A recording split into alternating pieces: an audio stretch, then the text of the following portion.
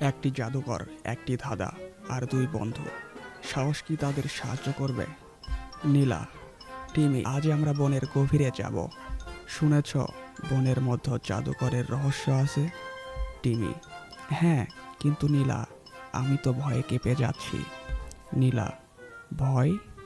আমরা যে অ্যাডভেঞ্চার খুঁজতে এসেছি টিমি। কিংকুমারী পাখি, কে কে বনে এসেছে?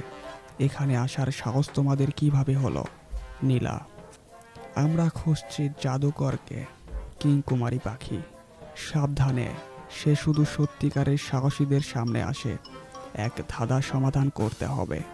জাদুকর, সাহসী শিশুরা, যদি সত্যি সাহসী হও তবে বলো, সত্যিকারের বন্ধুত্বের অর্থ কী? নীলা, বন্ধুত্ব মানে একে অপরের সাহায্য করা, মজা করা আর কখনো কখনো ভয় কাটাতে সাহস দেওয়া। জাদুকরি পাথর, সঠিক, তোমরা সত্যিই সাহসী।